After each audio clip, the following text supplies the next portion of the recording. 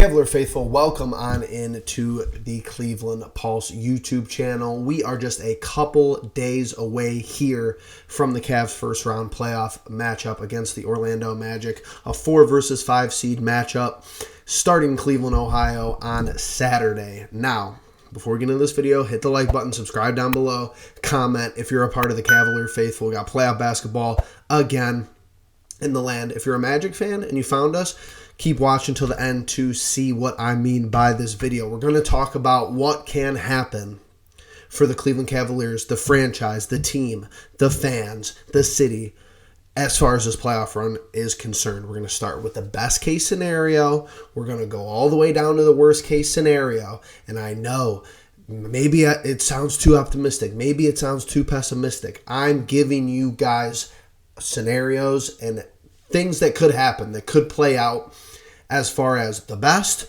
to the worst and how that affects the franchise moving forward. With that all being said, let's get into it really quick. Alrighty, here, scenario number 1. Like I said, starting off with the best case scenario. Obviously, it's every team's goal once they get into the playoffs. The Cleveland Cavaliers run the table, win the Eastern Conference, win the NBA Finals. I'm not stating a likelihood here that it's a high percentage, that it's a low percentage, that it's a medium percentage. I'm telling you, there's scenarios here. This is the best case scenario. Cavs go all the way. Second Larry O'Brien trophy comes back to the shores of Cleveland, Ohio. That one's quick. That one's easy. Let's keep it moving. All right, scenario number 2. This is where it starts to get a little bit tricky because this is what I have titled the progress is made scenario. Now, this could mean a lot of things. The Cavs could go to the Eastern Conference Finals, come up short. Will that be deemed a successful season? Absolutely, it will be. Now, they could win a first-round playoff series against the Orlando Magic. Maybe they even have a competitive, second-round playoff series. With that all being said, you're going to have people on the fence. Was this something that, should we have won that second round? Was it competitive enough for the run it back motto to show up? It'll be interesting to see. That's something we're going to have to watch develop along the way through the playoffs. However, there's still another alternative here within this scenario. That could be a first-round playoff win against the Orlando Magic and not much more after that. A sweep in the second round, 5 games in the second round. This cannot be deemed as progress, in my opinion. And here's where I'm going to start to get opinionated throughout the video.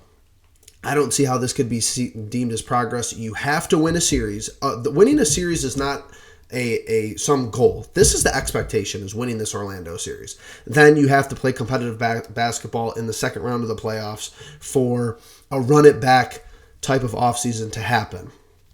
But that's the second scenario, what I like to call it. Was progress made? It'll be argued about. It'll be talked about all offseason regarding what happened in this postseason. Scenario number 3, like I said, the worst case scenario. And if you're still here, if you're still following along with this video, like I said earlier, hit that like button. Make sure you're subscribed down below. Now, this third scenario would obviously be the Cleveland Cavaliers losing in the first round once again, back-to-back years, this year to the Orlando Magic.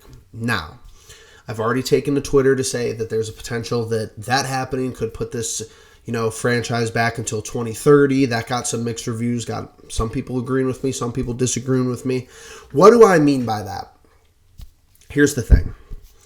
If you lose again in the first round this year, JB's gone.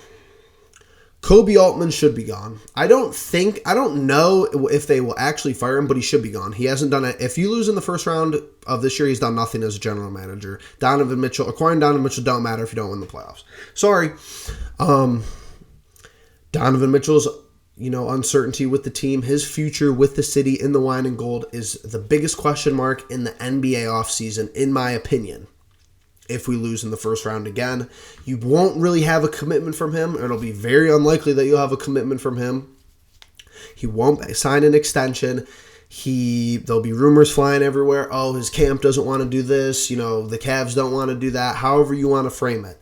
That's probably the worst part of all of it. Like, I could live with, at this point right now, are JB and Altman like huge needle difference makers? They haven't been so far. Mitchell, he's kind of the X factor in all this. He's obviously the Cavaliers' best player. He's got to show that he has some, be able to win in the postseason, have a sustained run. He hasn't really done that in his career yet, but you never know. This could be the year. However, there's still some underlying pieces if something doesn't happen this year. If Dan Gilbert doesn't feel like this team is ready to compete and win now, is he going to go over the first and second apron of the luxury tax system by paying people? You have Isaac Okoro, who's a free agent.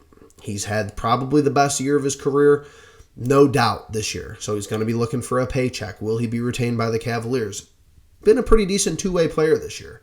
Not elite on the offensive side. Pretty good, defender. He'll be an interesting question mark regarding him being a free agent. Also, you're going to have question marks surrounding Darius Garland if you do not win this first round playoff series. Should he go? Should Mitchell go? What's the movement from there? So there's going to be Garland uncertainty. There's going to be Mitchell extension uncertainty. There's going to be Okoro uncertainty with him being a free agent. And you still have to plan for an Evan Mobley contract if that's the way this organization feels the need to go. If you want Evan Mobley to be a cornerstone of this franchise for a second contract, his is coming up soon. It's not like he's a free agent or anything, but something you have to take into account as far as what dollar amount he is going to get. You're going to be looked at, how do we improve in the offseason? What new head coach do we bring in? Plenty of things will go wrong if the Cavaliers lose this first round series to the Orlando Magic. They cannot do that. I hope they do not do that. But I think it's interesting to talk about every different path that could go for this team in the postseason. But with that all being said, if you like this video, if you're a Magic fan stopping by, hey, fun series coming up. If you're a Cavalier faithful, we appreciate you being the pulse of it all.